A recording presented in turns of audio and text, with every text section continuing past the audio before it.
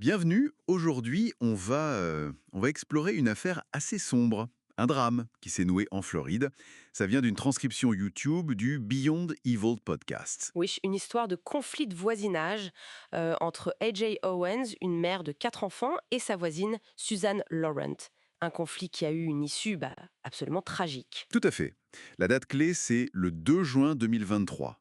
Une dispute éclate, A.J. Owens va frapper à la porte de Suzanne Laurent et Et Lauren tire à travers la porte et elle tue A.J. Owens. C'est terrible.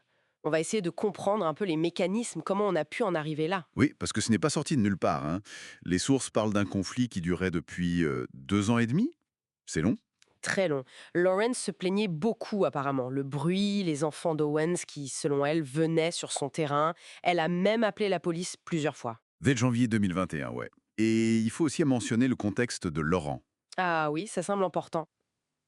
Elle avait perdu son travail, elle était en procédure d'invalidité, donc pas mal de stress financier, j'imagine. Ça a pu jouer, c'est sûr. Et de l'autre côté, A.J. Owens, elle, accusait Laurent d'insultes racistes. Des mots très graves, le mot en haine notamment, envers ses enfants. Et de harcèlement aussi. Oui, comme confisquer leurs affaires, ce genre de choses. Un climat vraiment délétère, quoi. Carrément. Et donc, le jour du drame, le 2 juin 2023, il y a un incident précis qui met le feu aux poudres. Une histoire de tablette. C'est ça. Un des fils d'A.J. laisse une tablette près de chez Laurent.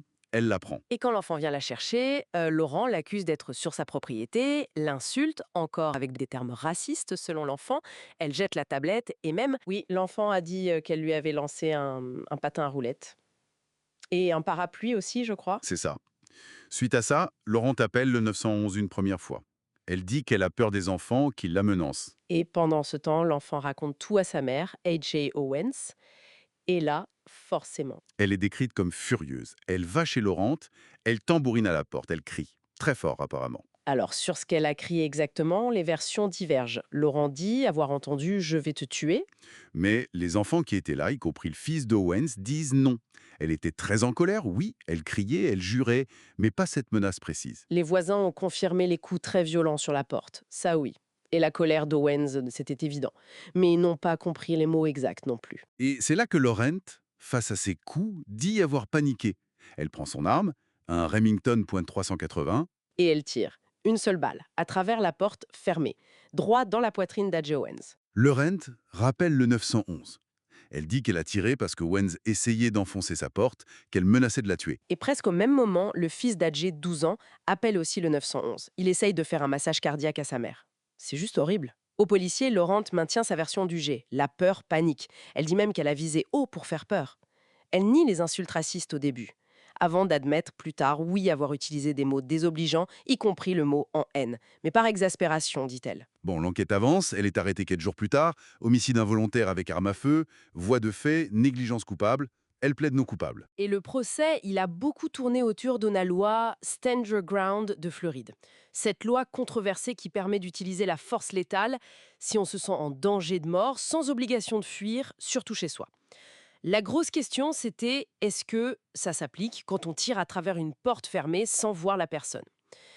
La défense a dit oui, peur, panique, légitime défense.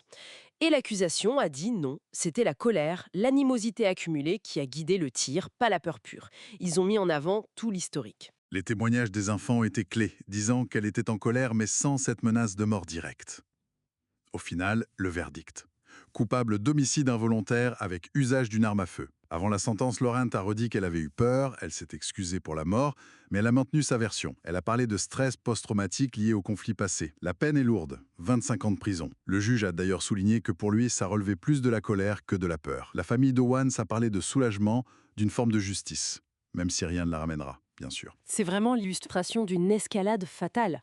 Un conflit de voisinage peut être exacerbé par des problèmes perso, des accusations de racisme, et ça finit par un acte irréversible, commis dans un état de peur allégé, mais jugé comme étant plutôt de la colère. Et ça laisse une question en suspens, c'est vrai.